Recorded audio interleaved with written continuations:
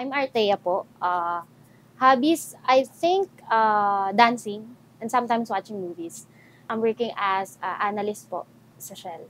Meron ako mga friends na nakita ko nag-try mag-free dive. So parang na curious ako na parang ano kaya feeling, parang ang sarap-sarap ng ma-experience yung ganun. So nung in-invite po ako ni Ate Lisette, nung ano po, sumama na po ako. Expectation, actually, first, hindi ko in-expect yung ganun pala ka-detailed po yung magiging parang dry lecture natin. Parang pati lahat talaga ina-explain. So, I think helpful talaga siya. So, ang in-expect ko na lang siguro, kapag actual na sa open water, siguro yung ano po, more guidance pa rin from you po. Since I don't think ano siya, isang run, okay siya. So, ayun po yung na-expect ko po. So, nung nagbabrowse kami, parang nag-check kami kung sino yung mga first, of course, sa TikTok. Nanood po kami ng mga TikTok videos, and then search po kami sa Facebook. I think, sa quality ng, of course, videos and photos, yun pang first. And then, yung pag-inquire po, parang mabilis makipag-communicate. Sa message ko po sa sarili ko, wala pa man din, but I'm proud na ito, kinoconquer ko na yung one of my, medyo may fear po, hindi naman super fear, pero medyo may fear po kasi sa water since non-swimmer din po ako. So, kinocongratulate ko na yung sarili ko and proud ako sa sarili ko na ito na trying something new and living my life to the fullest po talaga. Again, I'm Artea and welcome to CO2 Free Diving.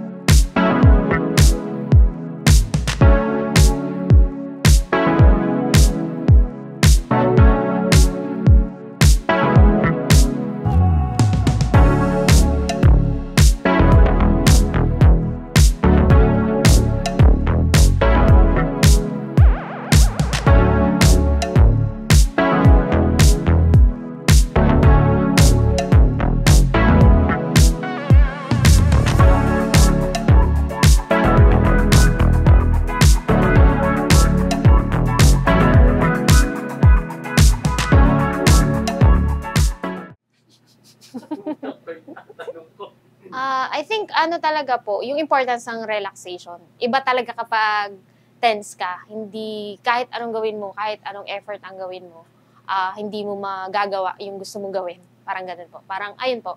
Parang kasi as mentioned kahapon po, mention niyo po kahapon, the less effort, the better. Parang less movement, the better. Talagang ano siya, pag in-apply mo siya talaga, magiging effective siya. Siguro yun, coach. Talagang kailangan mong i-ano mo sa mindset mo na kailangan relax ka lang.